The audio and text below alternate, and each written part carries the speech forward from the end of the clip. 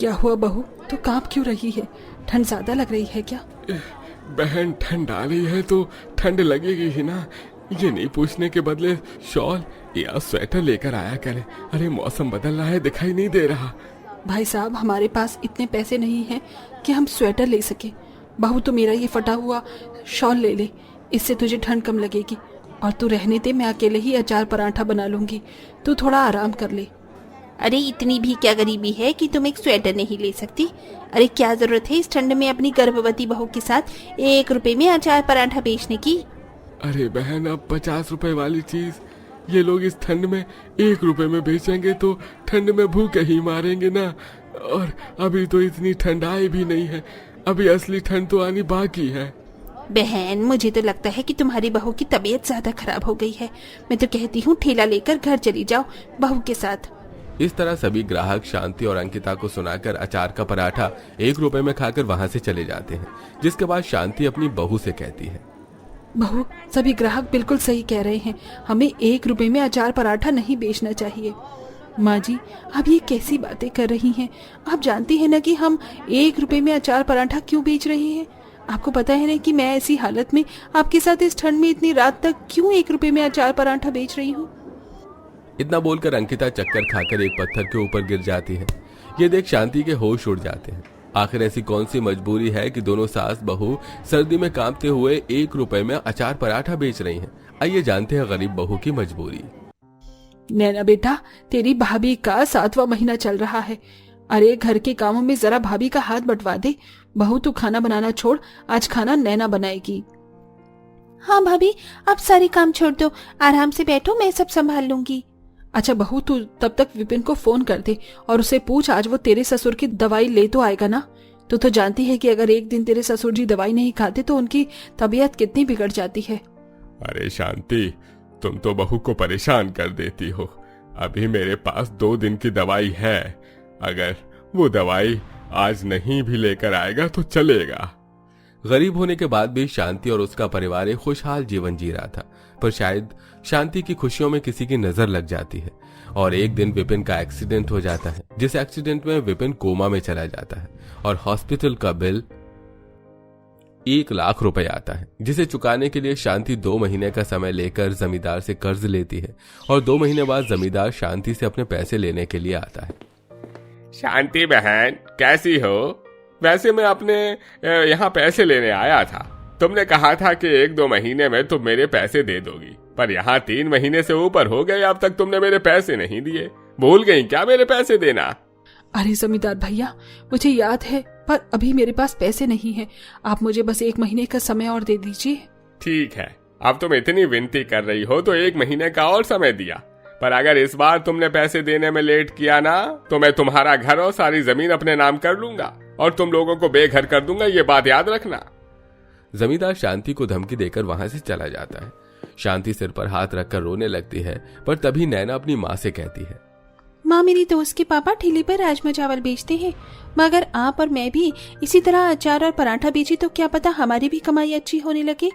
माँ जी, नैना बिल्कुल सही कह रही है, पर नैना, तुम और माँ जी अचार का पराठा नहीं बेचोगी क्योंकि तुम्हें खाना बनाना नहीं आता। माँ जी, हम दोनों सास बहू मिलकर 1 रुपए में अचार का पराठा बेचेंगे। पर बहू, तू गर्भवती है और अब सर्दी का मौसम आ रहा है, सुबह शाम ठंड होती है। ऐसी हालत में तेरा बाहर खड़े होकर अचार पराठा बनाना और 1 रुपए में अचार का पराठा बेचने से भला हमारा क्या फायदा होगा? माँ जी, आप है ना मेरे साथ, मुझे कुछ नहीं होगा। माँ जी, होगा फायदा, हमें 1 रुपए में अचार पराठा बेचेंगे तो, और इस तरह हमारे ग्राहक बन जाएंगे और फिर धीरे धीरे हम अपने अचार पराठे का दाम बढ़ा देंगे। माँ जी, इस समय हमें पैसों की बहुत जरूरत है। 1 महीने में हमें 1 लाख रुपए जोड़ना है, इसके लिए हमें थोड़ा सा रिस्क लेना ही पड़ेगा। लेकिन तुम सास बहू अपना अचार पराठे को बिजनेस कैसे शुरू करोगी? इसके लिए भी तो पैसे चाहिए होंगे, कहाँ से लाओगे पैसे? भाभी, इस साल तो मेरी शादी होने से रही, इसलिए भैया ने जो मेरे लिए कान के झुमके बनवाए थे आप उन्हें बेच दो। नैना के कहने पर शांति और अंकिता उसके सोने के कान के झुमके बेच देती है और बहुत जल्द अपना खुद का छोटा सा ठेला चालू करती है, जहां सुबह सुबह ठंड में कड़कड़ाते हुए अंकिता अचार पराठे बना रही होती है। अपनी बहू को ठंड से कांपते देख शांति उससे कहती है, बहू, इसीलिए कह रही थी मैं तुझे कि तू अचार पराठा बेचने मत आ, मैं सब संभाल लूंगी, तू घर चली जा। वैसे भी अब तेरा 9वां महीना लग चुका है और सुबह शाम की ठंड लगने लगी है, अगर तेरी तबीयत खराब हो गई तो। माँ जी सिर्फ सुबह शाम की ठंड है, कुछ देर में धूप निकल जाएगी, उसके बाद गर्मी ही लगेगी। और वैसे भी मैं गैस के पास खड़ी होकर अचार पराठा बना रही हूँ, ज्यादा ठंड नहीं लगेगी मुझे। अरे वाह, 1 रुपए में अचार पराठा? क्या सच में यहाँ पर 1 रुपए में अचार पराठा मिल रहा है? अगर सच में 1 रुपए में अचार पराठा दे रही हो तो जल्दी से मेरे लिए 2 पराठे लगा दो।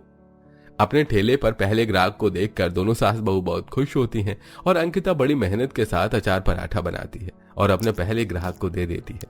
वो लड़का खाकर अचार पराठे की बहुत तारीफ करता है और वहां से चला जाता है। 1 रुपए का बोर्ड देखकर अब धीरे धीरे उनके ठेले पर ग्राहकों की भीड़ जमा हो जाती है। अरे वो भाई, आज तो मजा आ गया। 1 रुपए में अपने गांव में अचार पराठा मिल रहा है। और जब 1 रुपए में अचार पराठा मिल रहा है तो घर में क्यों इतनी मेहनत करना। बहन, तुम तो मेरे लिए 5 पराठे लगा दो। सही कहा काका आपने। मैं तो सोच रही हूँ कि अब मैं खुद घर में अचार पराठा न बनाकर यहीं से पराठे ले जाऊं, मेहनत भी नहीं लगेगी और अच्छे पराठे भी खाने को मिल जाएंगे। अंकिता का प्लान काम करने लगता है और 1 रुपए के नाम से अंकिता का अचार पराठा फेमस हो जाता है, जिस वजह से अब ग्राहक की भीड़ जमा हो जाती है और धीरे धीरे अंकिता के अचार पराठे लोगों को इतने पसंद आते हैं कि सुबह से लेकर रात के 10 बजे तक उसके ठेले पर ग्राहकों की भीड़ जमी रहती है।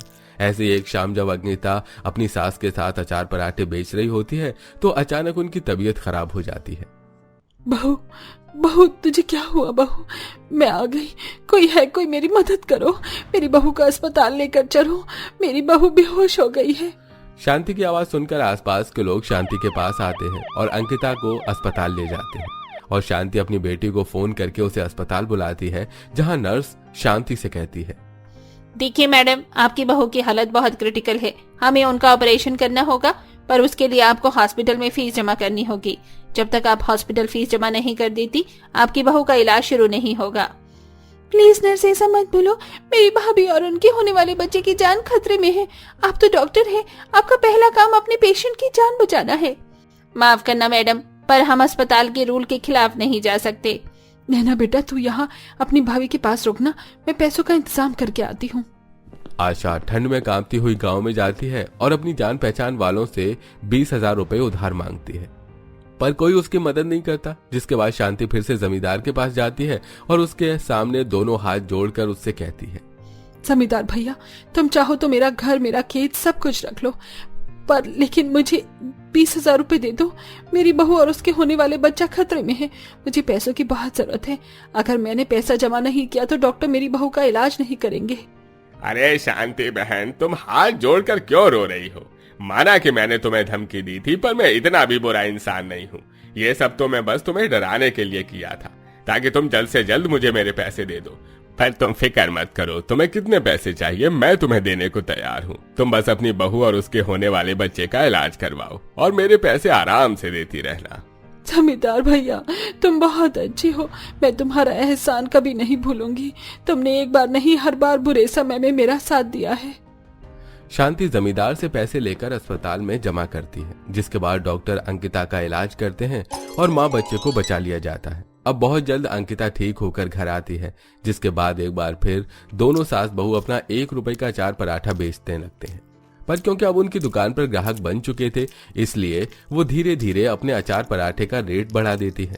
तभी जमींदार भी अंकिता को एक कॉन्ट्रैक्ट देता है। बहन, अगर तुम इसी तरह से कॉन्ट्रैक्ट साइन करोगी तो तुम्हारी कमाई जल्दी होगी और तुम मेरा कर्ज जल्दी चुका पाओगी। और हाँ, इस बार अचार पराठा बनाने जाओ तो स्वेटर पहन कर जाना, क्योंकि जैसे जैसे समय बीत रहा है वैसे वैसे ठंड भी बढ़ रही है। जमींदार की मदद से गरीब सास बहू अब न सिर्फ ठेले पर अचार पराठा बेचती हैं, बल्कि शादी पार्टी का कॉन्ट्रैक्ट भी लेती हैं और धीरे धीरे पैसे करके धीरे धीरे जमींदार को उसके पैसे चुका देती हैं। और बहुत जल्द विपिन भी कोमा से बाहर निकल आता है और एक बार फिर से वो काम करने लगता है। वैसे दोस्तों, आपको पराठे के साथ कौन सा अचार खाना पसंद है? कमेंट में शेयर करना बिल्कुल मत भूलिए।